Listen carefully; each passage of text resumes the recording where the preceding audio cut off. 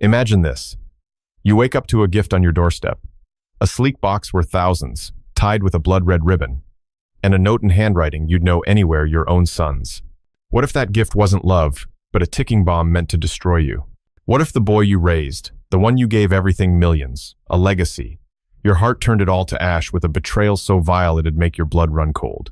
I'm Bill Harper, and my son's war wasn't just for my fortune, it was to erase me. Every shadow, every creak in my Savannah home screamed his name. Want to know how far a son's hate can go? Stick with RevengeX to find out. Subscribe and brace yourself. This is gonna hurt. Welcome to RevengeX, where electrifying stories of betrayal and triumph set your soul ablaze. We're thrilled to have you join our community of viewers who celebrate unyielding resilience and fierce courage. Hit that subscribe button to never miss a heart-pounding tale. And it'd be incredible if you smashed the like button, shared this video, or dropped a comment with the time and city or country you're watching from. Your likes, shares, and heartfelt comments are the greatest spiritual gift, the fuel that keeps this channel burning bright. Now, buckle up for a story that'll hit you right in the feels. Let's dive in. My name is William Bill Harper, a 72-year-old widower who built a real estate empire in the heart of Savannah, Georgia. Decades of sweat and grit turned a single fixer-upper into a portfolio worth tens of millions, enough to retire in comfort, with a sprawling estate overlooking the marshes and a reputation for fairness in a cutthroat business.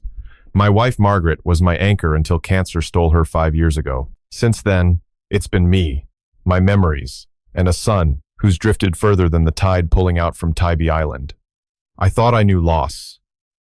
I thought I knew trust.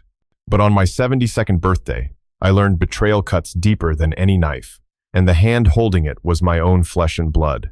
The package arrived at dawn, left on the polished oak porch of my colonial-style home.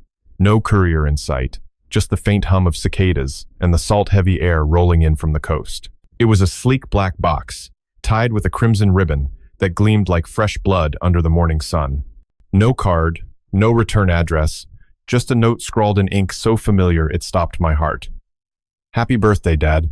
The handwriting was unmistakable, jagged loops on the L's, a tilt to the T's. I'd seen on every report card, every Christmas list from my son, Nathan Harper. My boy, 35 now, who hadn't called or visited in 4 years. Not since he stormed out of my office, swearing I'd stolen his future by refusing to hand him the keys to my empire. I carried the box inside, my hands trembling, not from age, but from a weight I couldn't name. The kitchen was silent, save for the steady tick of the grandfather clock Margaret loved, its pendulum slicing time into slivers of regret. I set the box on the marble island, the ribbon catching the light like a warning. Inside was a bottle of bourbon Pappy Van Winkle, a 23-year-old reserve, worth thousands, its amber liquid glowing like liquid gold. A display piece for a man who'd sworn off drinking after a heart scare 3 years back. Nathan knew that. He'd been there in the ICU, pacing, promising he'd change, that he'd step up. Promises as empty as the bottle would have been if I'd cracked it open. But that wasn't the only thing in the box. Tucked beneath the velvet lining was a folded letter, sealed with wax, my name in Nathan's hand. I broke the seal, my pulse loud in my ears. The words were cold, calculated. You always said I'd never amount to anything without you. Let's see if you're right. No signature, just a taunt that twisted like a blade. I sat there, the letter shaking in my hands, as memories flooded in Nathan as a boy, laughing as we fished off the pier. His teenage rebellion, when I caught him forging my signature to siphon $10,000 from my account. His icy silence when I refused to fund his reckless startup dreams. $4 million he'd begged for, claiming it'd make him a tech mogul. I'd said no, not out of cruelty, but because I saw the hunger in his eyes, not for success, but for control. I didn't open the bourbon. Instead, I thought of Thomas Reed, my oldest friend, a retired contractor who'd built half the homes in my developments. Thomas, with his calloused hands and honest laugh, who'd shown up with a toolbox the day my roof caved in during a storm, never asking for a dime. If anyone deserved a gift like this, it was him. But as I drove to his modest ranch house on the outskirts of Savannah, the bottle buckled into the passenger seat of my Cadillac, a shadow crept into my mind. Why would Nathan send a gift he knew I couldn't use? Why now, after years of silence? At Thomas's, I handed over the bourbon, his eyes widening at the label. "Bill, this is too much," he said, his southern drawl thick with gratitude. "From Nathan?" I nodded, forcing a smile. He must have remembered how much you love a good pour, Thomas chuckled, promising to save it for a special night. I drove home, the marshes blurring past, but the unease grew, clawing at my chest. Nathan's note wasn't a gesture of peace, it was a chess move, and I'd just handed the queen to someone else. That night, my phone rang, shattering the quiet. It was Nathan, his voice smooth as silk but sharp at the edges. "Did you like the gift, Dad?" he asked, casual, like he hadn't ghosted me for years. I gripped the receiver, my knuckles white. "It's nice, Nathan." I gave it to Thomas. Silence, thick and heavy, stretched across the line. Then a low laugh, cold as the marsh fog. "You gave it away?" "That's unexpected." The call cut off, leaving me staring at the phone, my heart pounding like it hadn't since my hospital days. Something was wrong. Wrong in a way that made the air in my house feel like it was watching me. The next morning, the phone rang again. It was Clara Reed, Thomas's wife, her voice trembling. "Bill, Thomas collapsed last night after a drink. They're saying poisoning." My blood ran cold. Poisoning. The word hung like a noose. I drove to the hospital. The bourbon's image burned into my mind, its wax seal glinting like a lie.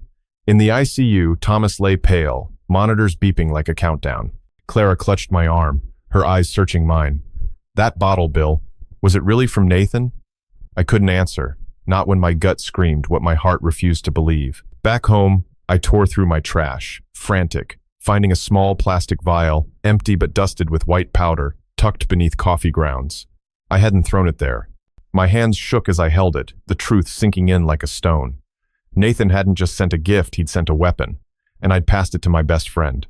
Enter Evelyn Marsh, my loyal assistant of 20 years, who'd managed my empire's books with unflinching honesty. She arrived that afternoon, her gray eyes sharp with concern. "Bill, this isn't just Nathan. Someone else is pulling strings." She'd overheard Nathan years ago, scheming with a shady investor named Victor Crane, a man with a rap sheet for fraud and a grudge against me for outbidding him on a prime coastal property worth $5 million.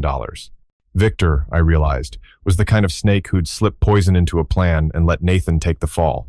But there was another figure, Lila Harper, Nathan's wife, a woman caught in the middle, torn between loyalty to her husband and the growing fear that he'd gone too far. She called me that evening, her voice breaking. "Bill, I found Nathan's laptop.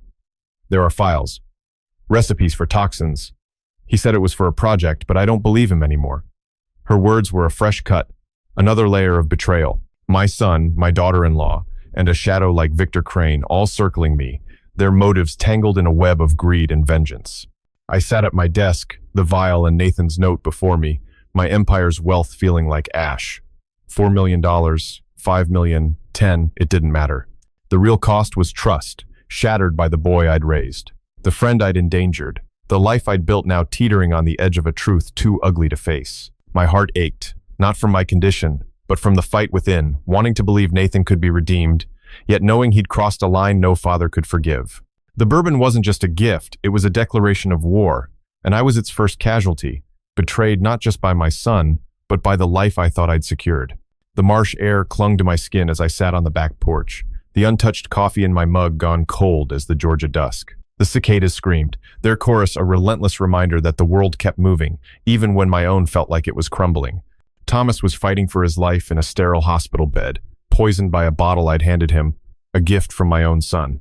That vial of white powder, its faint dusting like a ghost's fingerprint, sat on the kitchen counter now, sealed in a Ziploc bag, mocking me. I couldn't shake the image of Nathan's note. You'll understand why when it's over, its words coiling around my heart like barbed wire. I'd built a fortune, homes, a legacy, but none of it shielded me from the gut punch of betrayal, a wound that bled deeper than any dollar amount could measure. I wasn't alone long. Evelyn Marsh, my assistant and the closest thing I had to family outside blood, pulled into the driveway in her beat-up Jeep, her face etched with a worry that mirrored my own. She stepped onto the porch, her boots scuffing the weathered boards, and handed me a folder. "Found this in the office archives," she said, her voice steady but heavy. "Old emails from Nathan to Victor Crane, dated 2 years back. They were planning to undercut you on the Tybee Island deal, $7 million worth of waterfront property. Victor's words, not mine. Screw the old man, we'll bleed him dry." I flipped through the pages, each line a fresh stab. Nathan hadn't just drifted away. He'd been plotting, scheming with a lowlife like Victor, a man who'd once tried to bribe a city councilor to block my permits, all for a measly $100,000. Before I could respond, my phone buzzed, the screen flashing an unknown number. I answered, my voice rougher than I meant. "Who's this?" A laugh, low and guttural, cut through the line like gravel under tires. Well, Pops, still playing the big shot, huh?" Nathan's voice, but not the boy I'd raised. It was laced with a street-sharp venom, the kind you hear in Savannah's back alleys. "Thought you'd choke on that bourbon by now, but you're too damn stubborn. Gave it to your buddy Tommy, huh? Real classy, old man, passing my gift to some nobody." His words hit like a fist, each syllable dripping with mockery. "You think you're untouchable with your millions. I'm coming for every last cent, and you won't see it till it's gone." The line went dead, leaving a silence so thick it felt like it could smother me. I stood, my hands shaking, not with fear, but with a rage I hadn't felt since I caught Nathan stealing from my safe as a teenager $20,000 to fuel his gambling habit. Evelyn grabbed my arm, her grip firm. "Bill, don't let him get in your head. We need to call Detective Carter." She was right. John Carter, a grizzled cop who'd patrolled Savannah's streets for 3 decades, had been my fishing buddy since we were kids. He was the kind of man who'd arrest his own brother if the evidence stacked up, and I trusted him to see this through. But as I dialed his number, another text buzzed in. A photo of my office downtown, the glass doors spray-painted with "sellout" in red. Below it, a message from Nathan. "You're not the only one with keys, Dad." The ground tilted beneath me. My office, my sanctuary, defaced. I'd given Nathan a key years ago, back when I thought he'd joined the business, before he spat in my face and called me a tyrant for not bankrolling his pipe dreams. Evelyn's eyes widened as she saw the photo. "He's escalating, Bill. This isn't just about the bourbon." She was right, but the truth was a blade twisting deeper. Nathan wasn't just betraying me. He was unraveling everything I'd built piece by piece and dragging everyone I cared about into his war. I drove to the office, Evelyn in the passenger seat, her silence a steady anchor. The vandalism was worse in person. Red paint streaked like blood across the glass, the word "sellout" screaming louder than any headline. But that wasn't the worst of it. Inside, my desk was overturned, contracts worth millions shredded, and a single Polaroid pinned to my chair. Me, asleep on my porch last week, unaware of the camera watching. My stomach churned. He'd been here, in my space, in my life, plotting while I slept. Evelyn called Carter, her voice sharp as she described the scene. "This is personal, John. He's not just after money, he's after Bill's soul." Carter arrived in minutes, his badge glinting under the streetlights. "We'll dust for prints, Bill, but you know Nathan's not dumb enough to leave any." He paused, his eyes meeting mine. "You need to lock down your house, your accounts, everything. This kid's playing dirty and he's got help." That's when Victor Crane's name resurfaced, a shadow I couldn't shake. Carter nodded grimly. "Crane's been on our radar for years. Fraud, extortion, you name it.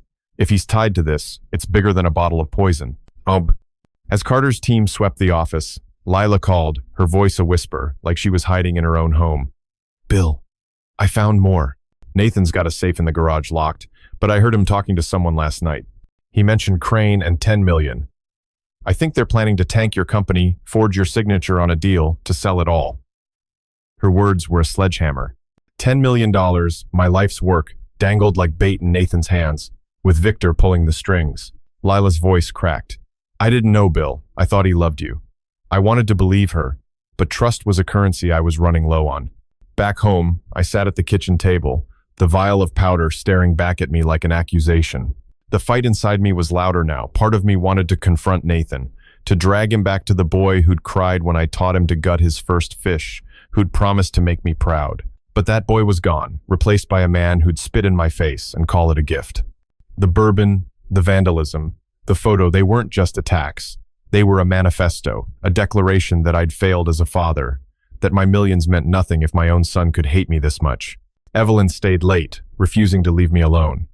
"You're not fighting this by yourself, Bill," she said, her voice fierce but kind. "We'll get Carter to pull Nathan's financials, trace every dime he's touched." Her loyalty was a lifeline, but it couldn't drown out the pain. I'd given Nathan everything, love, chances, a name he could have carried forward. Instead, he'd chosen Victor Crane, a parasite who'd sell his own kids for a payday. And Lila, caught between us, was either a victim or a pawn, another layer of betrayal I couldn't untangle.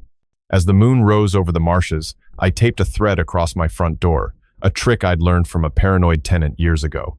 If Nathan came back, I'd know. But deep down, I knew he was already here, in every shadow, every doubt, every memory I couldn't bury. The fight wasn't just for my life or my fortune, it was for the truth. And I'd be damned if I let him take that too. The Savannah night pressed against my windows, thick with the scent of salt and decay from the marshes. I sat in my study, the fireproof safe, open on the desk, its contents Nathan's note, the vial of white powder, and now a printed copy of his damning emails to Victor Crane, spread out like evidence in a murder trial.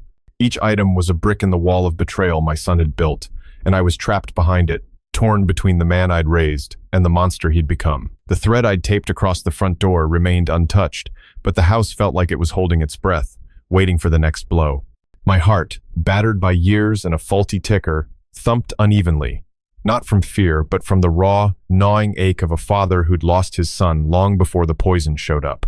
Evelyn had gone home, but not before slipping me a burner phone. "If Nathan's watching, don't use your main line," she'd said, her voice low, like we were conspirators in a war we didn't start.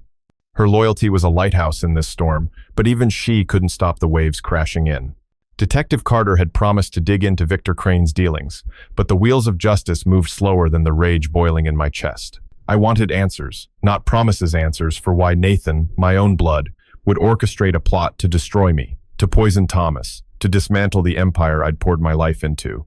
The burner buzzed, shattering the silence. I answered, expecting Carter, but Nathan's voice slithered through, all street swagger and venom. "Yo, old man, you still playing detective with your little cop buddy? Think you're gonna pin this on me and walk away with your millions? You're dumber than I thought, Pops. That empire's mine, and I'll burn it to the ground before you give it to some lowlife like Tommy Reed." His laugh was a jagged blade, slicing through the years of fishing trips and late-night talks about his dreams. "Keep digging, Dad. You'll find a grave, and it ain't mine." The call cut off, leaving me gripping the phone so hard the plastic creaked.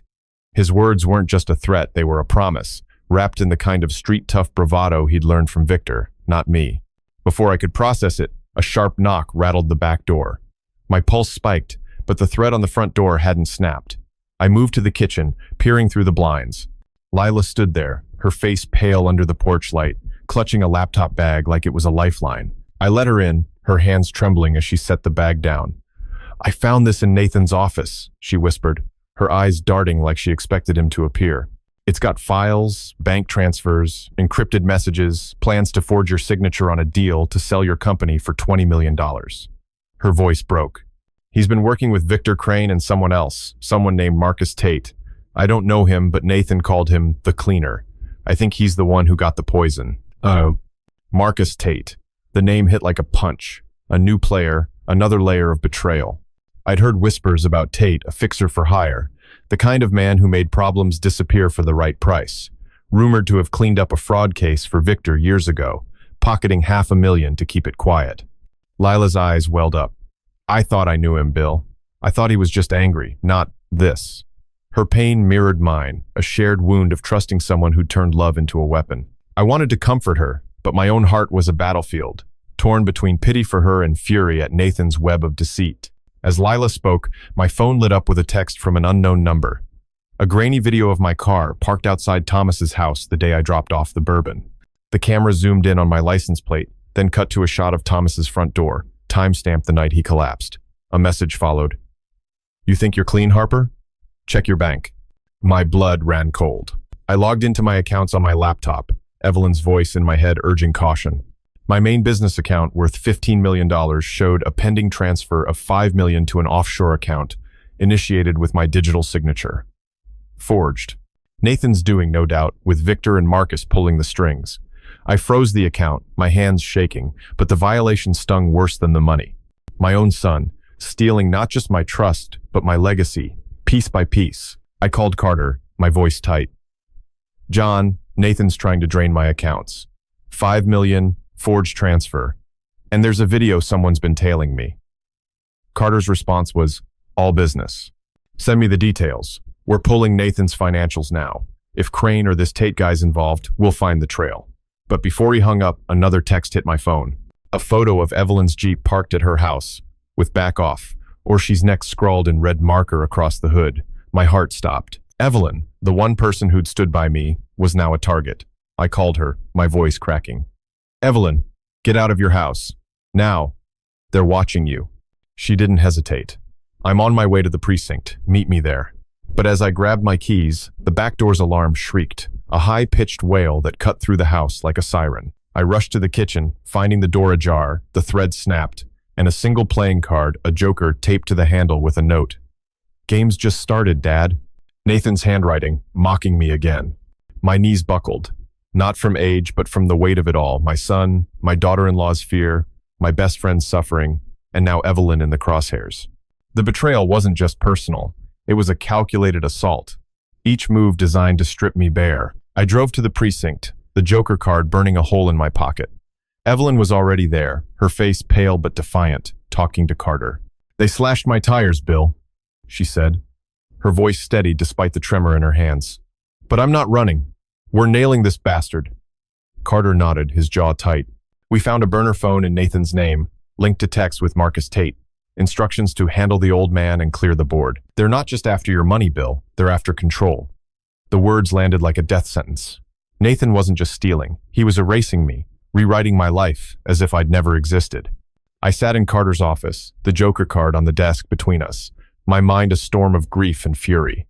I'd taught Nathan to ride a bike on these Savannah streets, cheered at his high school games, believed he'd carry my name forward. Now, he was a stranger, his voice dripping with street venom, his heart aligned with snakes like Victor and Marcus. The fight inside me roared. Part of me wanted to drag him home, force him to face the boy he'd been, but the other part, the part that saw Thomas's pale face and Evelyn's slashed tires, knew there was no redemption here. This was war, and I'd either stand or fall. I chose to stand.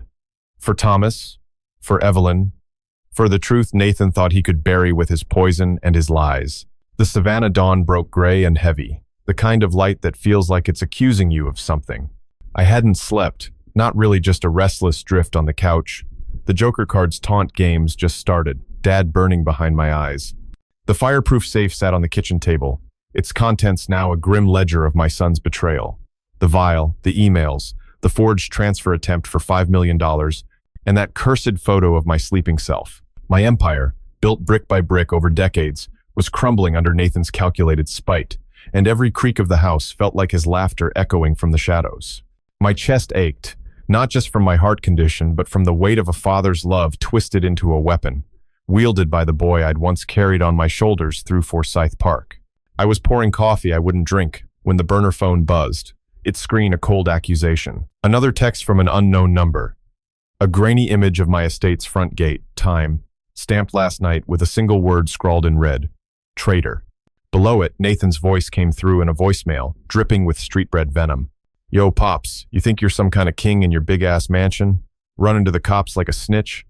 I'm gonna rip your whole world apart, old man, and you'll be begging for scraps when I'm done. His laugh was a guttural snarl, the kind you hear in dive bars off River Street, where deals go sour and knives come out. You and your precious Tommy can choke on your loyalty. I got plans worth millions, and you ain't in 'em. The message cut off, leaving me staring at the phone, my hands clenching until my knuckles burned. Before I could call Carter, a sharp rap at the front door snapped my head up. The thread was still intact, but my pulse wasn't. Through the peephole, I saw Clara Reed, Thomas's wife, her face drawn tight as a drum, clutching a crumpled envelope. I let her in, her hands shaking as she thrust it at me. This was in our mailbox this morning, she said, her voice cracking like thin ice. Inside was a typed letter, no signature. Tell Bill to back off, or Thomas won't wake up next time. A chill ran through me, colder than the marsh fog. Clara's eyes searched mine, pleading. Bill, what's Nathan done? Why us? Her question was a mirror to my own pain, a family caught in the crossfire of my son's war, their trust in me now a liability. I called Carter, my voice hoarse. John, they're threatening Clara now. Letter in her mailbox, no name, but it's Nathan's game. He was at my house in 20 minutes, his cruiser parked crooked in the driveway. We're escalating this, Bill, he said, bagging the letter. I'm pulling in a forensic team to sweep your place and Thomas's. Nathan's not working alone. Victor Crane's got his fingerprints all over this, and Marcus Tate's the muscle. He paused, his eyes hard. We found a wire transfer attempt from your secondary account, $2 million, stopped just in time. Same forged signature, they're not slowing down. As Carter spoke, Evelyn burst through the door, her face pale as ash. "Bill, check your email now." I opened my laptop, and there it was. A message from an anonymous account. Subject line, "Your legacy." Attached was a video of my downtown office. Not just vandalized, but gutted desks, smashed, files burned, and spray painted across the walls. "Harper's done." A second attachment showed a contract, my signature forged again, transferring my entire coastal portfolio worth $30 million to a shell company linked to Victor Crane. The email's text was simple: "Walk away, or we take it all." My vision blurred, not from tears, but from a rage so deep it felt like it could crack the earth. Nathan wasn't just stealing, he was erasing me, rewriting my life's work as his own. I turned to Evelyn, my voice barely a whisper. "They're burning everything I built." She grabbed my shoulders, her grip fierce. "They don't get to win, Bill. We fight this together." Her loyalty was a lifeline, but it couldn't drown the scream in my head. How could he do this? I'd given Nathan a childhood of sunlit summers, a college fund, a chance to stand beside me. Now, he was torching it all, with Victor's greed and Marcus's muscle behind him. Lila's role gnawed at me too. Was she a victim? Or was she playing both sides, feeding me just enough to keep me off balance? The burner buzzed again.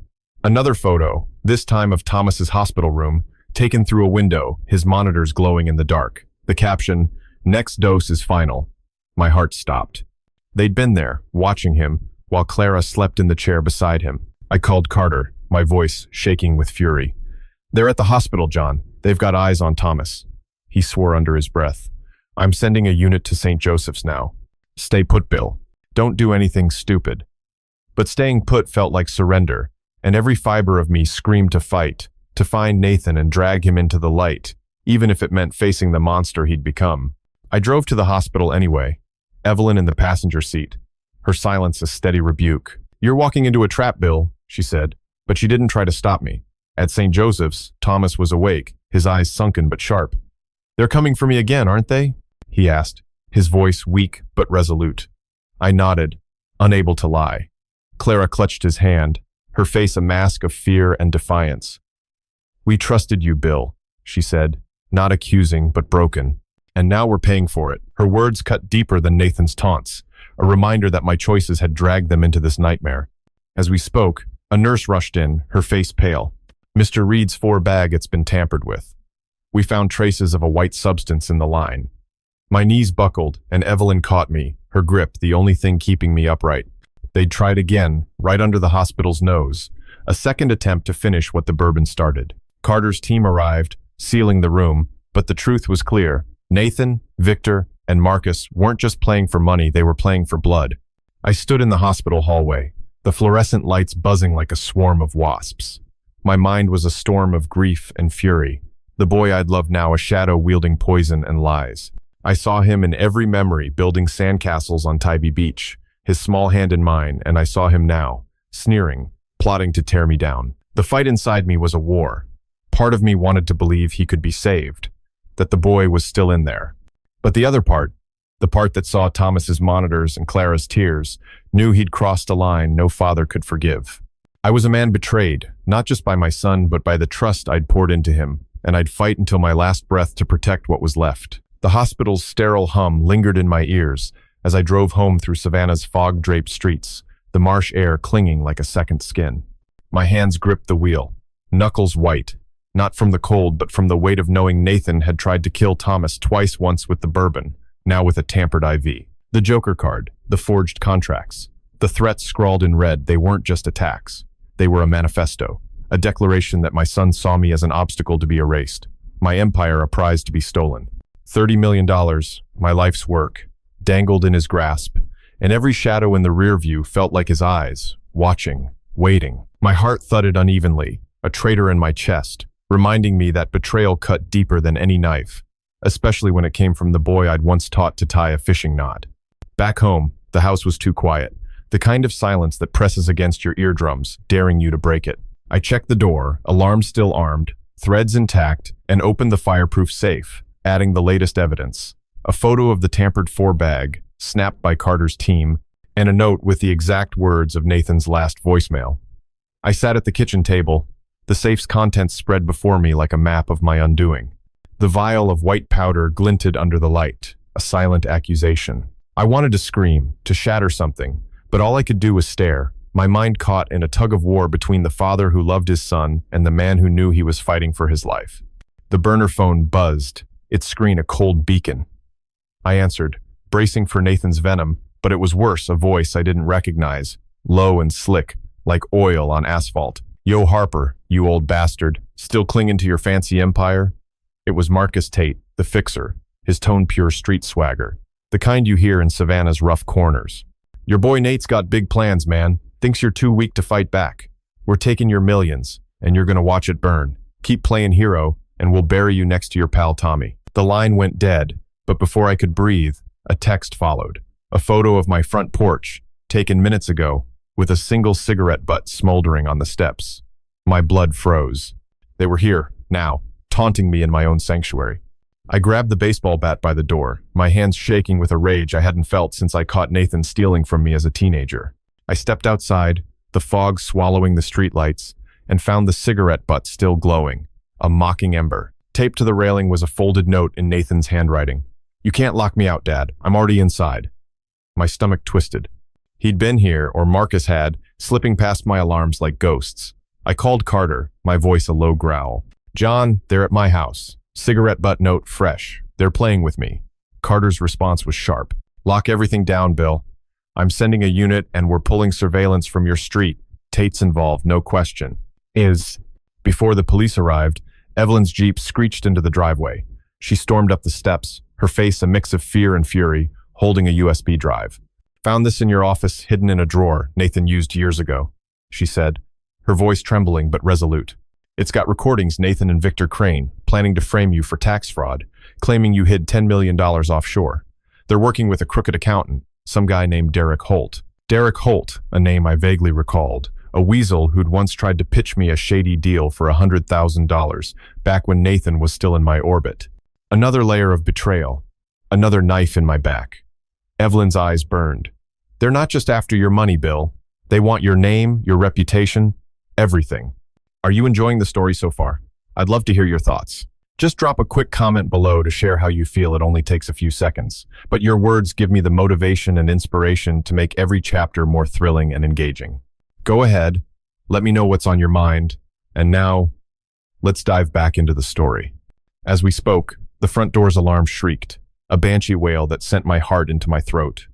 I grabbed the bat, Evelyn pulling a can of mace from her purse, her loyalty a fierce light in the chaos. The door was shut, the thread snapped, and on the welcome mat sat a small glass vial, identical to the one in my safe. But this one was filled with a clear liquid, labeled, "For Dad," in Nathan's scrawl. My knees buckled, not from fear but from the gut punch realization they'd breached my home again, leaving a new threat, a new poison. Carter's unit pulled up, lights flashing, and Officer Patel, a young cop with sharp eyes, bagged the vial. "We'll rush it to the lab," he said. "But Bill, you need to get out of this house. It's not safe." I refused. This was my home, my stand, the last piece of ground I could claim. But inside, I was unraveling. Nathan wasn't just my son. He was a storm, tearing through my life with Victor and Marcus as his thunder and lightning. Lila's voice echoed in my mind, her fear, her doubt, and I wondered if she'd known more than she let on, if her tears were real or another act in this play of deceit. The fight inside me was a furnace. Part of me wanted to find Nathan, to shake him until the boy I loved came back. But the other part saw the truth. His heart was gone, replaced by a hunger for power, fueled by men like Victor and Derek, who'd sell their souls for a cut of my millions.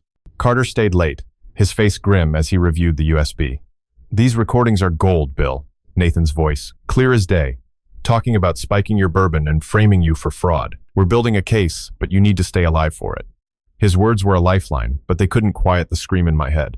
How did I fail him so badly? I'd given Nathan everything summers on the coast, a trust fund, a chance to build something real. Now, he was burning it all, and I was the kindling.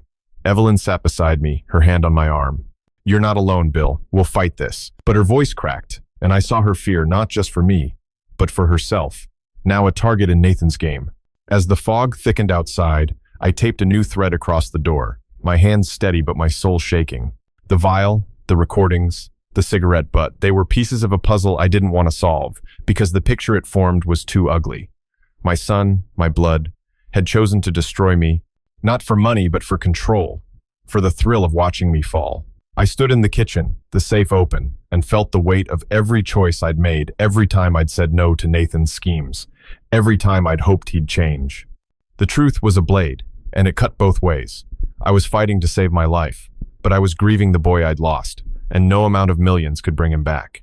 The Savannah morning broke with a brittle edge, the sky, a dull pewter that seemed to press down on my roof, trapping the weight of Nathan's betrayal inside my walls. I stood at the kitchen window, the new vial for Dad, now sealed in a police evidence bag beside the fireproof safe, its contents a ticking bomb in my mind. The cigarette butt, the recordings, the tampered IV, each was a thread in the noose my son was tightening, not just around my fortune, but around my soul. I'd built an empire worth tens of millions, but it felt like ash when measured against the boy who'd once called me his hero, now a stranger wielding poison and lies. My heart stuttered, not from my condition, but from the grief of a father who'd lost his son to a darkness I couldn't fathom, a darkness fed by men like Victor Crane and Marcus Tate. The burner phone buzzed, its vibration jarring against the silence. I answered, expecting Carter, but Nathan's voice cut through, raw and jagged like a busted bottle in a back alley. Yo, Pops, you still think you're the big man, huh? Hiding behind your cop buddies, crying about your precious millions? You're a joke, old man. I'm taking everything, your money, your name, your whole damn life. And that bitch Evelyn? She's next if you don't back off. His laugh was a low, vicious growl, the kind you hear in Savannah's roughest bars before a fight breaks out. Keep pushing, and I'll make sure you're begging for mercy in the dirt. The line went dead, and I stood frozen, my hands trembling with a fury so deep it felt like it could burn the house down. Before I could call Carter, a sharp crack echoed from the backyard, a window shattering. I grabbed the baseball bat, my pulse hammering, and crept to the back door. The glass pane beside the lock was gone, shards glittering on the porch like fallen stars. Taped to the frame was a Polaroid of me in my study last night, staring at the safe, oblivious to the camera. Scrawled on the back, "You can't hide, Dad." My blood ran cold. They'd been inside, again, slipping through my defenses like smoke. I called Carter, my voice tight. "John, they broke a window. Another photo, taken last night. They're in my house," he swore. "Stay put, Bill. We're coming, and I'm posting a patrol car outside your place tonight." As I waited, Evelyn called, her voice shaking but fierce. "Bill, I got a package at my apartment. No sender. Just a flash drive with a video your board meeting from last month. The one where you turned down Victor's merger offer for $8 million. Someone recorded it, and there's audio of Nathan and Marcus planning to leak it, claiming you bribed city officials." My stomach twisted. That meeting was private, held in my office's inner sanctum. Nathan had been there, supposedly shadowing me, but he'd been wiring the room, betraying me to men who'd sell my reputation for a fraction of my wealth. Evelyn's voice cracked. "They're trying to ruin you, Bill. Not just your money, your legacy." Carter arrived with Officer Patel, their faces grim as they swept the house. Patel found a tiny camera lens hidden in the study's smoke detector, its red light blinking like a taunting eye. "They've been watching you, Bill," Carter said, bagging it. "This is high-end tech, not cheap. Marcus Tate's got connections to black market suppliers. We're tracing it." The violation hit like a sledgehammer. My own home, my sanctuary, turned into a stage for Nathan's twisted play. I wanted to scream, to tear the walls down, but all I could do was stand there, the bat heavy in my hands, my mind a storm of grief and rage. Lila showed up an hour later, her face pale, her hands clutching a manila envelope. "I found this in Nathan's car," she said, her voice barely above a whisper.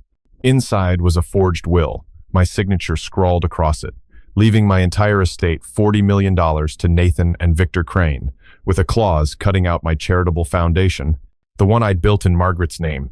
Lila's eyes welled up. He said it was a draft, a joke, but I don't believe him anymore. Her betrayal mirrored mine, a shared wound of loving someone who'd chosen greed over family. I wanted to trust her, but doubt gnawed at me. Was she truly innocent, or was she feeding me crumbs to keep me chasing shadows? As Lila spoke, the burner buzzed again, a text from an unknown number, a photo of Clara Reed at the hospital, sitting by Thomas's bed, unaware of the camera. The caption, "One call, and she's gone." My heart stopped. They were targeting Clara now, dragging another innocent into their web.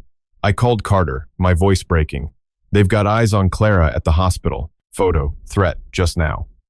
He dispatched a unit immediately, but the fear in his voice was new. "Bill, This is bigger than we thought. We found Marcus Tate's prints on a burner phone linked to Nathan. They're planning something else, a big move. I sat at the kitchen table, the forged will and the photo of Clara before me, my mind reeling. The fight inside me was a furnace. Part of me wanted to find Nathan, to beg him to stop, to see the boy who'd laughed with me over crab traps on the pier. But the other part, the part that saw Thomas's pale face, Evelyn's slashed tires, and Clara's terror, knew he was gone. Nathan wasn't just betraying me. He was dismantling my world, piece by piece, with Victor's greed and Marcus's ruthlessness as his weapons. Lila's tears, Evelyn's defiance, Carter's steady resolve, they were my anchors. But they couldn't quiet the scream in my soul. How did I let this happen? I'd given Nathan a life most would kill for private schools, vacations on Tybee Island, a chance to build something real. Now, he was burning it all, not for money, but for power, for the thrill of watching me fall. The camera in my study, the forged will, the threat to Clara, they were his way of saying I was nothing, that my legacy was his to steal. I stood, my hands steady despite the storm inside, and taped a new thread across the broken window. I wasn't running. This was my home, my fight, and I'd face it, even if it meant staring into the abyss of my son's hatred. The truth was a blade, and I'd wield it. For Thomas, for Clara, for Evelyn, and for the man I still hoped I could be. The Savannah air hung heavy, thick with the promise of rain as I stood in my study, the fireproof safe open like a wound. The vial labeled for Dad, the Polaroid of my oblivious self. The forged will leaving $40 million to Nathan and Victor Crane. They were no longer just evidence, but a requiem for the son I'd lost. My home, once a refuge, felt like a battlefield. Every creak a warning, every shadow a threat. The broken window's new thread held, but my heart didn't, caught in a vice of grief and fury. I'd built an empire, given Nathan a life most would die for, yet he'd chosen to gut me. His betrayal, a poison deadlier than the white snake root he'd wielded against Thomas. The fight inside me was a roar, part longing to pull him back from the abyss, part resolve to bury the monster he'd become. The burner phone buzzed, its screen a cruel summons.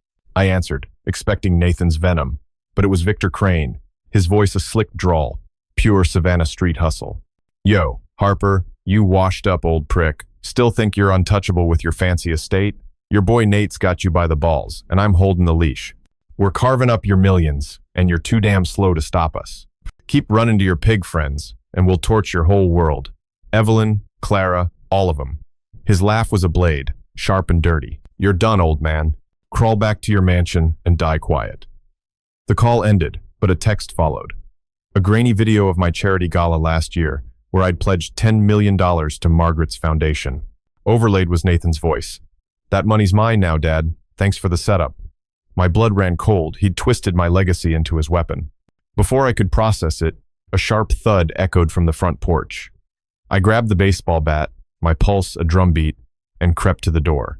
The thread was snapped, and a small wooden box sat on the mat, carved with my initials. Inside was a single key, my office's master key, stolen years ago when Nathan worked for me, and a note in his handwriting. I'm closer than you think. My stomach lurched. He'd been here, again, mocking my defenses. I called Carter, my voice shaking. John, they left a box on my porch, my office key, Nathan's note. They're inside my life. Carter's response was clipped. Patrol's en route. We're pulling your office's security footage. Stay locked down, Bill. As I waited, Evelyn arrived, her Jeep's headlights cutting through the fog. Her face was drawn, but her eyes burned with defiance. I found something in the office server, she said, handing me a tablet. Hacked emails Nathan to Derek Holt, the accountant. They're planning to leak fake audits, claiming you embezzled $20 million from your own company. It's a setup to bankrupt you and force a sale to Victor's shell corporation. Her voice cracked, betraying her fear. They're not just after your money, Bill, they want your name erased. The betrayal cut deeper than ever. Nathan wasn't just stealing.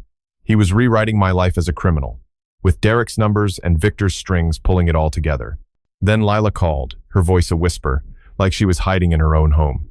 Bill, I found a burner phone in Nathan's jacket. Texts to Marcus Tate, orders to neutralize you, and Thomas mentions of a deal worth $50 million if they pull it off.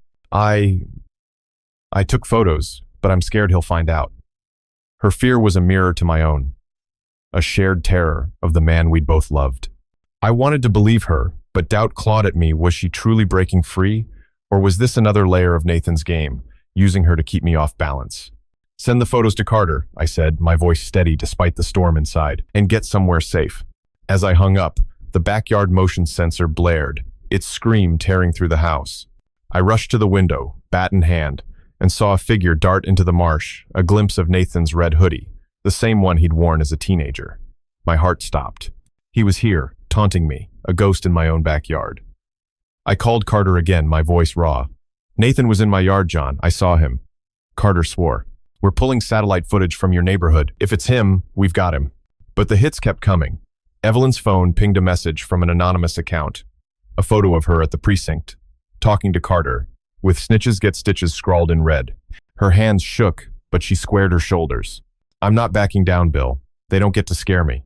Her loyalty was a fire, but it couldn't burn away my guilt she was in this because of me, because I'd trusted Nathan too long. Clara called next, her voice breaking. Bill, someone left a syringe on Thomas's porch, labeled for Bill. The police have it, but I can't do this anymore. Her words were a gut punch, another innocent dragged into Nathan's vendetta. I saw Thomas's pale face, Clara's tears, Evelyn's defiance, and felt the weight of my failure, not just as a father, but as a man who'd let his loved ones become targets.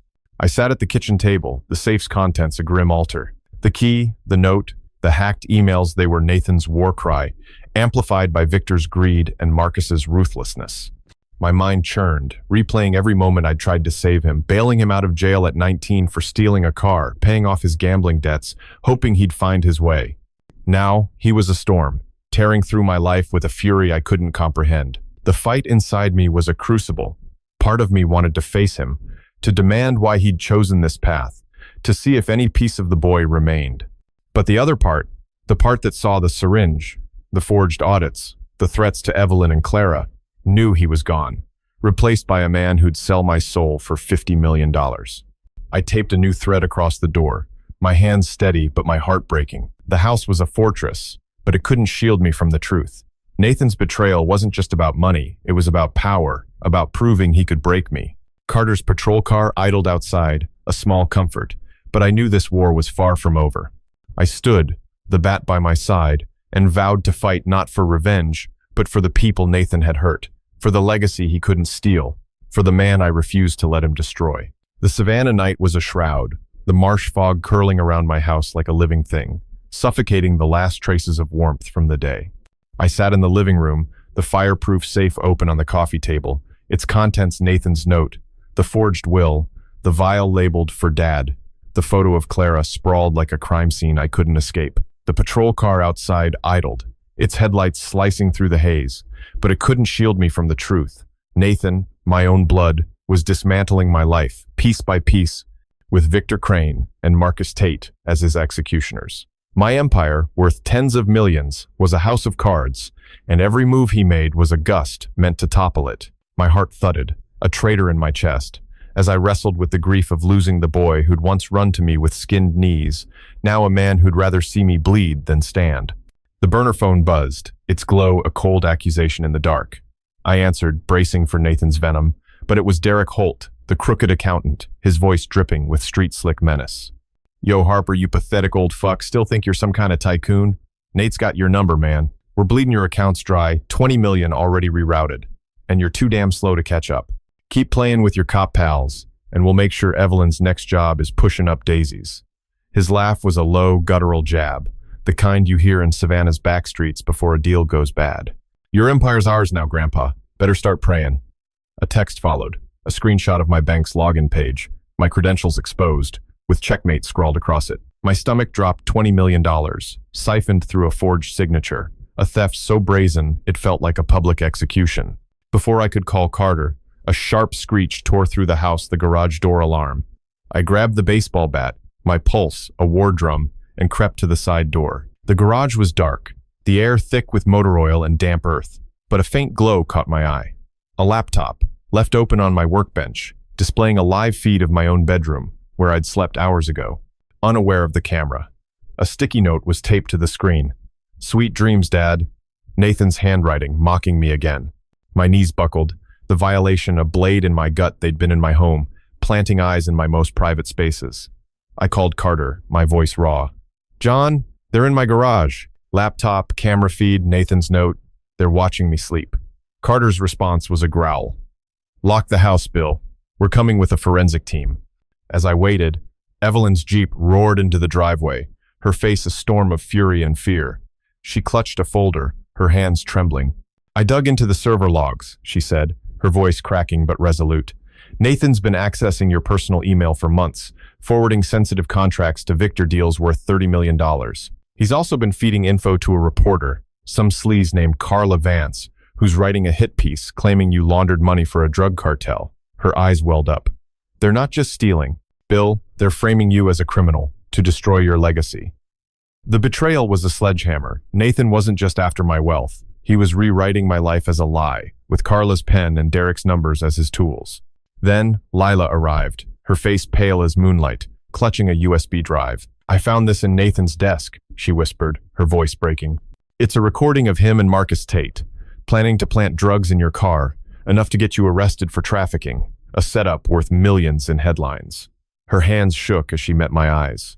"I thought he was just angry, Bill, not evil."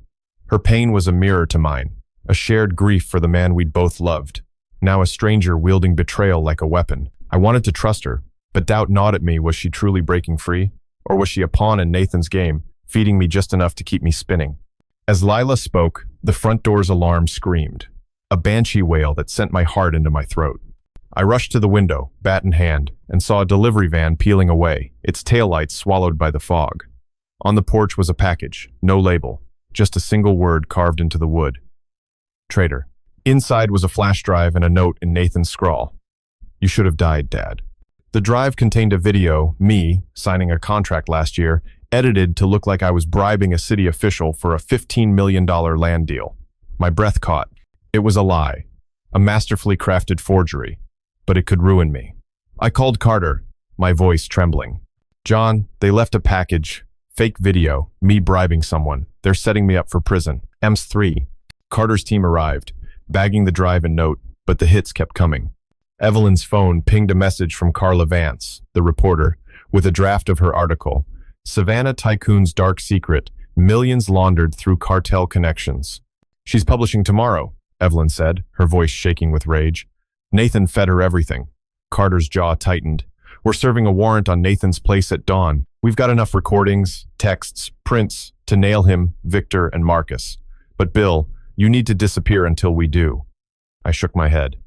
"This is my fight, John. I'm not running." I sat at the kitchen table, the safe's contents, a grim testament to Nathan's war. The laptop feed, the forged video, the reporter's article, they were his arsenal, built to erase me, with Victor's greed, Marcus's muscle, and Derek's lies as his ammunition. My mind churned, replaying every moment I'd tried to save him, late-night talks after his arrests, the trust I'd poured into him. Now he was a tempest, tearing through my life with a hatred I couldn't comprehend. The fight inside me was a crucible. Part of me wanted to face him, to demand answers, to see if any spark of the boy remained. But the other part, the part that saw Evelyn's fear, Clara's tears, and Thomas's hospital bed, knew he was gone, replaced by a man who'd burned my world for millions and a moment of power. I taped a new thread across the door, my hands steady but my soul fracturing. Carter's patrol car sat outside, a thin shield against the storm. I stood, the bat by my side, and vowed to fight not for revenge but for the truth, for the people Nathan had hurt, for the legacy he couldn't steal. The fog pressed closer, and I felt the abyss staring back, but I wouldn't blink. The Savannah dawn crept in like a thief, gray light seeping through the blinds, casting jagged shadows across the living room where I sat, sleepless, the fireproof safe, a silent sentinel on the coffee table. Its contents, the vial, the forged video, the note from Nathan, the damning recordings, were a litany of my son's betrayal, each piece a nail in the coffin of the life I'd built. My empire, worth tens of millions, was a crumbling fortress, and Nathan, with Victor Crane, Marcus Tate, and Derek Holt as his lieutenants, was the wrecking ball. The patrol car outside hummed, a thin shield against the storm, but my heart pounded with a grief sharper than fear, a father's anguish for the boy who'd once clung to my hand at the county fair, now a man who'd rather see me broken than breathe. The fight inside me was a furnace, part desperation to salvage him, part resolve to stop the monster he'd become. The burner phone buzzed, its screen, a cold taunt in the half-light. I answered, expecting Carter's update, but Marcus Tate's voice slithered through, all street grit and venom. Yo, Harper, you decrepit old bastard. Still think you can play king? Nate's laughing at your sorry ass, clutching your millions like they'll save you. We're ripping your world apart, and that nosy bitch Clara's next if you don't crawl back to your hole. His laugh was a punch, raw and cruel, the kind you hear in Savannah's darkest corners before blood spills. We got plans for 50 million, and you're just a speed bump, Grandpa. Stay out or we'll carve your name off this town. A text followed. A photo of my company's flagship building downtown. Flames licking its windows, time-stamped an hour ago. My breath caught arson, another blow to my legacy. I called Carter, my voice shaking with rage. John, they torched my building. Photo, just now. Marcus is threatening Clara. Carter's response was a low growl. We're on it, Bill. Fire department's at the scene, and we're pulling footage. The warrant's active. Nathan's place is getting hit now. But before he hung up, a sharp clang echoed from the front yard, the mailbox. I grabbed the bat, my pulse, a war drum, and crept outside. The mailbox door hung open, a single envelope inside, no stamp, just Harper scrawled in Nathan's hand. Inside was a burned photo of me and Margaret at our last anniversary, her face charred beyond recognition, with a note, "You lost her. Now you lose everything."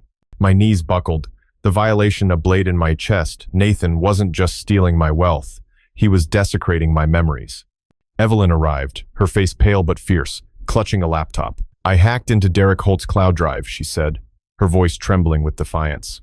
He's been funneling your company's profits $30 million into offshore accounts linked to Victor, and there's a file labeled Harper Takedown, plans to frame you for insider trading, enough to lock you up for life. Her eyes welled up, her loyalty a beacon in the chaos. They're not just after your money, Bill. They want you erased from history. The betrayal was a gut punch. Nathan, with Derek's numbers and Victor's greed, was rewriting my life as a criminal, a nobody. Then Lila called, her voice a fragile whisper.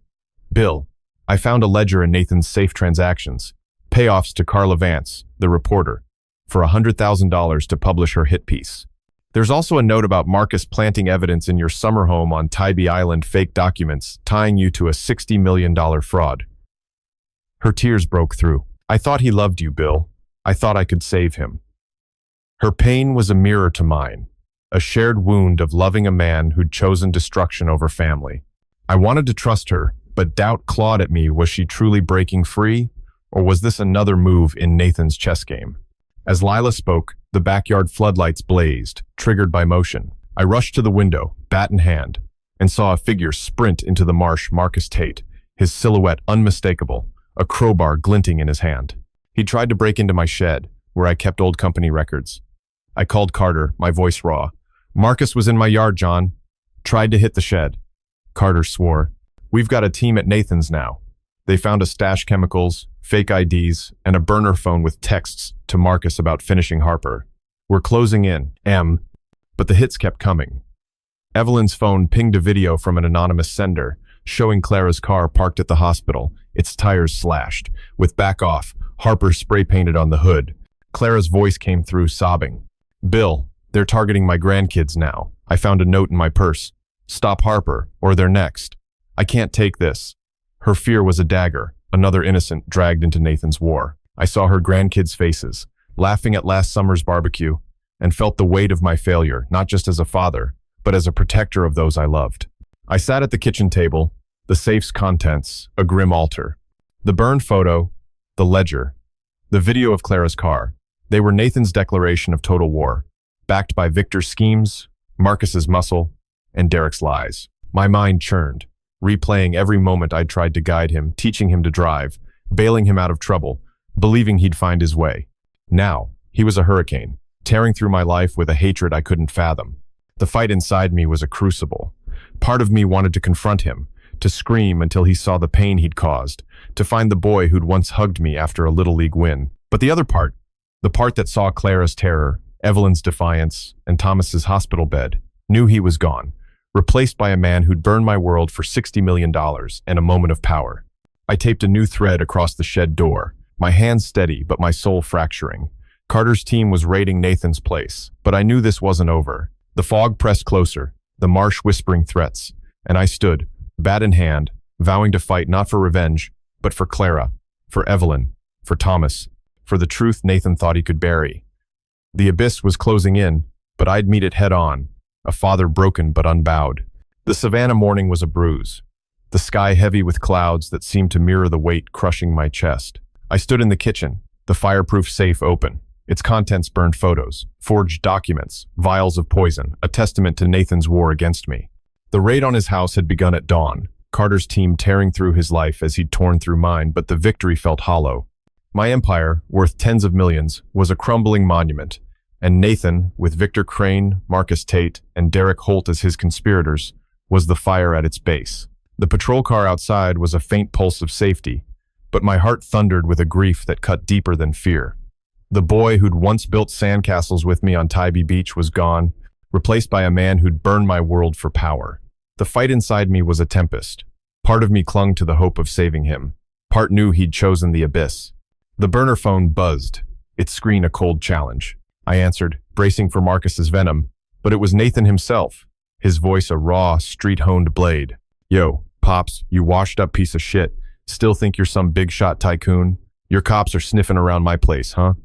Ain't gonna find shit to save your sorry ass.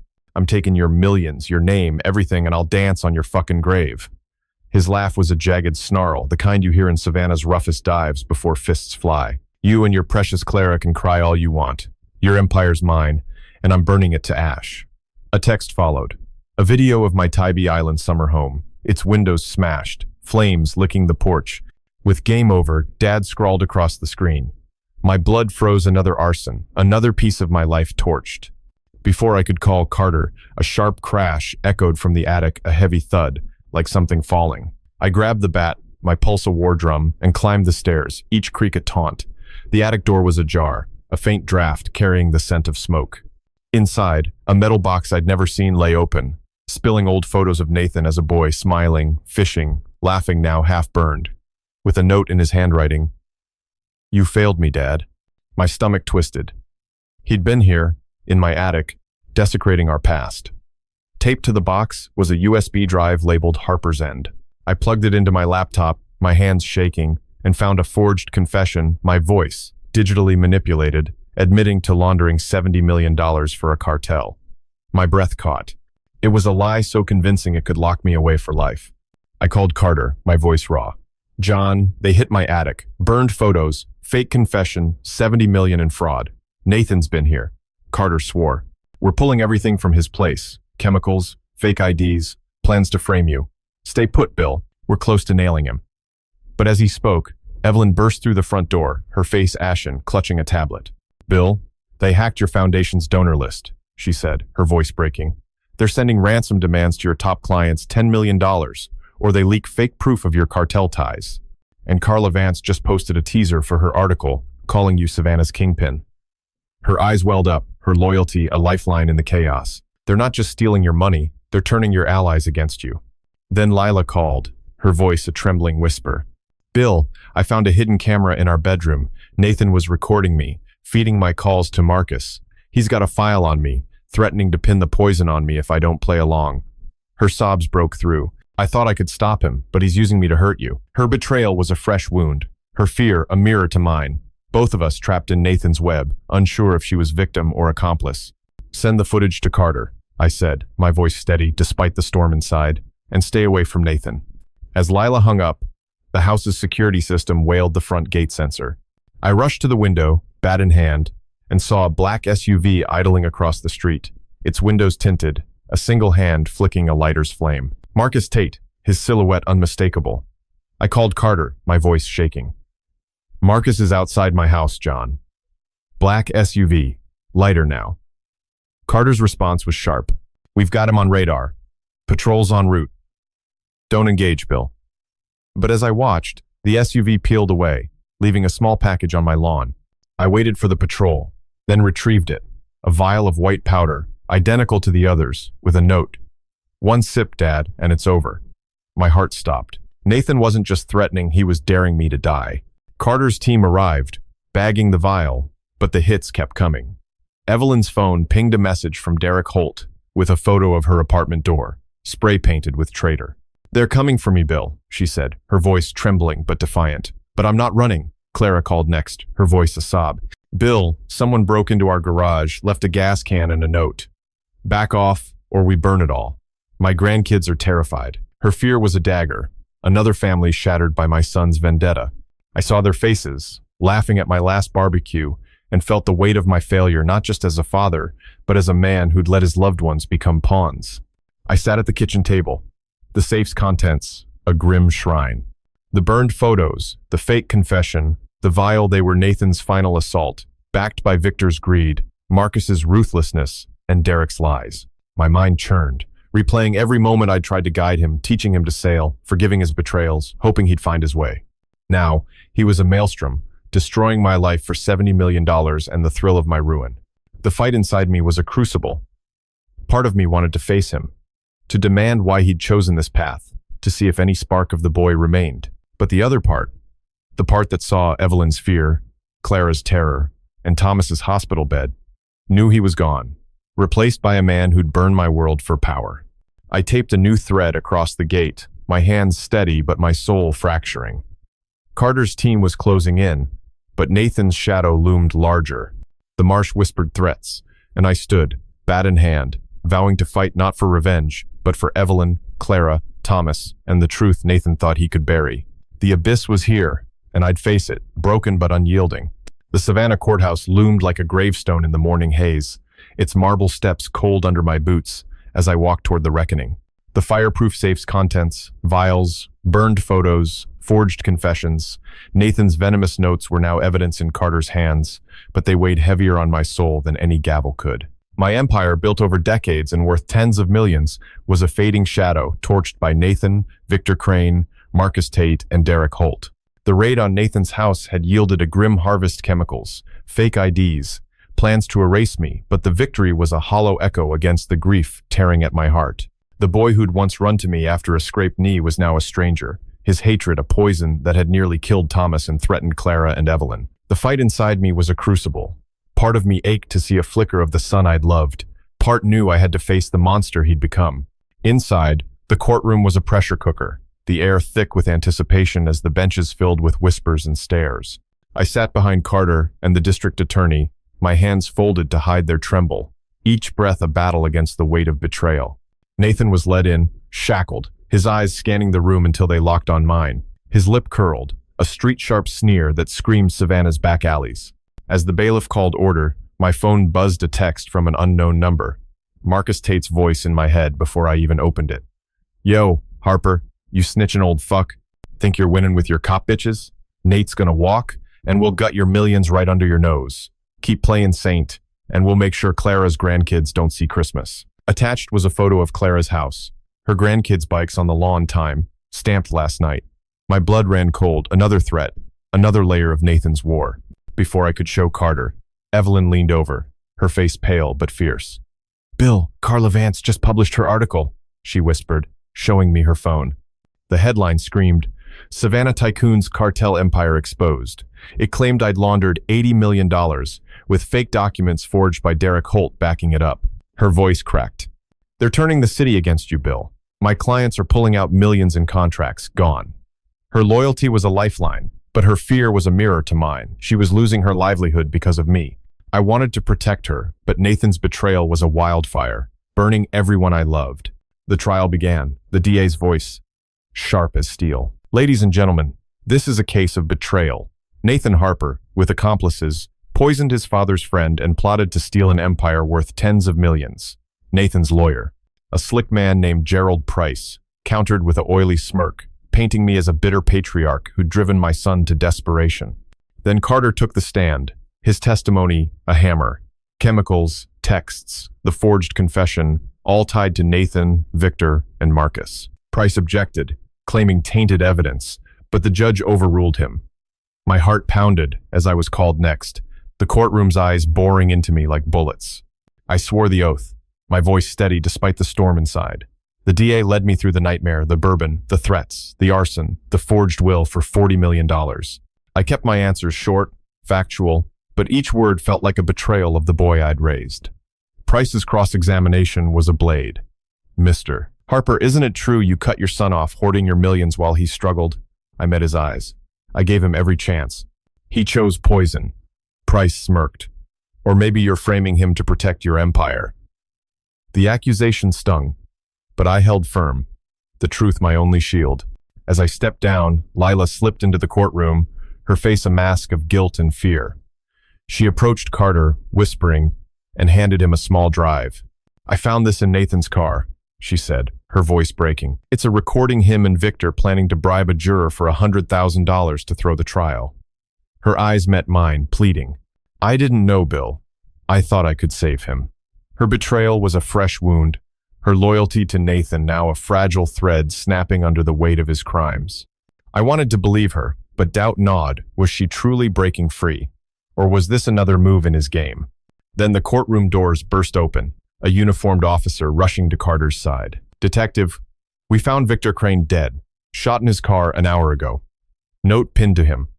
Harper's next." The room erupted, the judge banging her gavel. My heart stopped. Victor, a key player, silenced, and Nathan's threat now a body count. Carter leaned over. "Bill, we're moving you to a safe house tonight. This is escalating." But as he spoke, my phone buzzed again, a video from Marcus, my Tybee home's ruins, with Nathan's voice overlaid. "You're next, Dad." Should have drank the bourbon. My blood ran cold. He was free, somehow, and coming for me. I sat, the courtroom spinning, the weight of Nathan's hatred crushing me. The burned photos, the forged confession. Victor's death, they were his endgame.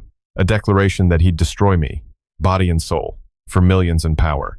My mind churned, replaying every moment I'd tried to save him. Late-night talks, second chances, love poured into a boy who'd chosen hate. The fight inside me was a maelstrom. Part of me wanted to face him, to beg for the truth, to see if any piece of my son remained. But the other part, the part that saw Evelyn's fear, Clara's grandkids, Thomas's hospital bed, knew he was gone, replaced by a man who'd kill for $80 million, and a moment of triumph. I stood, my hands steady but my soul fracturing, as Carter escorted me out. The courthouse steps were cold, the air thick with coming rain. Clara waited, her face etched with grief. "Bill, my grandkids, they're scared to go to school," she said, her voice breaking. "This is because of you." Her words were a dagger, not accusing but true. I dragged them into this. Evelyn gripped my arm. "We're fighting this, Bill, for all of us." Her defiance was a spark, but it couldn't burn away my guilt. I vowed to fight not for revenge, but for Clara, Evelyn, Thomas, and the truth Nathan thought he could bury. The storm was here, and I'd face it, broken but unbowed. The Savannah courthouse was a crucible, its walls closing in as the trial reached its climax, the air thick with the weight of truth and betrayal. I sat in the gallery, my hands clenched, the fireproof safe's contents, vials, forged confessions, burned photos, now exhibits in a case that had torn my world apart. Nathan's war, fueled by Victor Crane's greed, Marcus Tate's ruthlessness, and Derek Holt's lies, had burned my empire, worth tens of millions, to the ground. The boy who'd once clung to me during thunderstorms was a ghost, replaced by a man who'd poisoned Thomas, threatened Clara's grandkids, and framed me for crimes I'd never committed. My heart thudded, a weary soldier, as I wrestled with a grief sharper than any verdict. The son I'd loved was gone, and I was left to bury the monster he'd become. The fight inside me was a furnace, part longing for the boy I'd raised, part resolve to protect those he'd hurt. The courtroom buzzed as Nathan was led in, shackles clanking, his eyes glinting with a street-bred defiance. My burner phone vibrated, a final taunt from Marcus Tate, his voice a low, vicious snarl. "Yo, Harper, you broke ass old fuck. Think this trial's gonna save your sorry hide? Nate's got your millions in his pocket, and I'm gonna make sure Clara's brats pay for your snitching. We're burning your whole damn legacy, and you'll choke on the ashes." A text followed, a photo of my childhood home, where I'd raised Nathan, now spray-painted with traitor across the front door. Timestamped this morning. My blood ran cold. Another desecration, another wound in Nathan's relentless campaign. The DA's closing argument was a blade, cutting through the lies. Nathan Harper orchestrated a campaign of poison, fraud, and arson, targeting his own father and innocent lives for millions. Gerald Price, Nathan's lawyer, spun a tale of a misunderstood son. But the evidence, chemicals, texts, the forged $80 million confession was a mountain too high to climb. As the jury deliberated, Evelyn gripped my hand, her face etched with defiance and fear. "They're going to nail him, Bill," she whispered, her voice breaking. "But it won't undo what he's done to you." Her loyalty was a lifeline, but her pain was a mirror to mine. She'd lost her sense of safety because of me. Then the courtroom doors swung open, Lila rushing in, her face pale as death. "Bill, I found a letter in Nathan's safe," she said, handing it to Carter. It was a contract, signed by Nathan and Marcus, promising Derek Holt $10 million to frame me for tax evasion, with a postscript. "If Harper testifies, end him." Her hands shook. I didn't know he'd go this far. Her betrayal was a fresh cut. Her love for Nathan, a chain she couldn't break. I wanted to trust her, but doubt gnawed, was she truly free? Or was this another play in Nathan's game?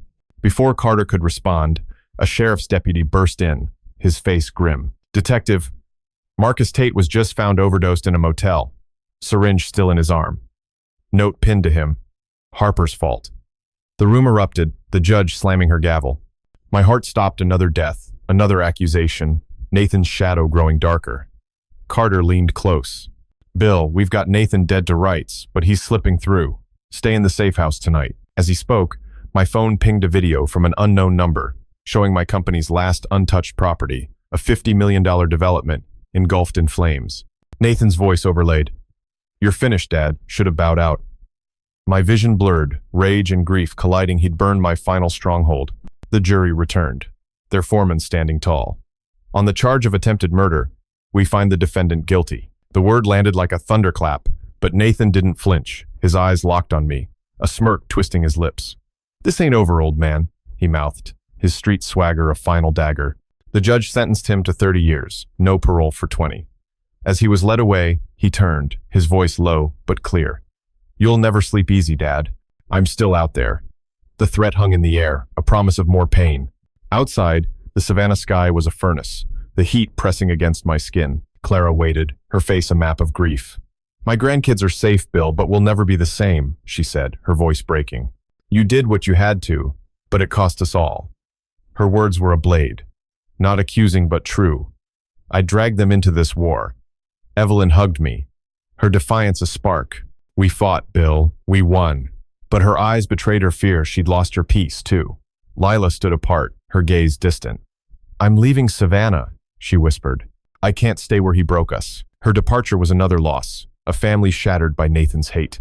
I drove to the marsh, the place where I'd taught Nathan to fish, the water still as glass. The fight inside me was a dying fire. I'd won justice, but not peace. I'd given Nathan everything: love, chances, a legacy, yet he'd chosen to burn it for millions and power. The knowledge of his betrayal was a weight, a lesson in the fragility of trust. The education of this ordeal taught me that love can't save those who choose hate, a knowledge that cut deeper than any loss. I stood, the marsh whispering its own lessons, and realized peace wasn't given, it was built. One painful step at a time, a knowledge earned through grief, an education in resilience. The knowledge of this journey, the lessons it carved into my soul, are a testament to the human spirit's strength. The education of standing firm, even when betrayed, is a lesson for us all to protect those we love, to hold fast to truth. I carry this knowledge, this education, as I rebuild, knowing some wounds never heal but can teach us to endure. To my friends at RevengeX on YouTube, I ask, what does this story stir in you? How does it echo your own struggles with trust and betrayal in this wild, unpredictable life? Hit that subscribe button, like, and share our channel for more gripping tales every day. Drop your thoughts in the comments. Let's hear the lessons from your heart. Here's to your health, your strength, and a life of joy and peace. Stay healthy, stay strong, and I'll see you in the next video. Goodbye and stay healthy.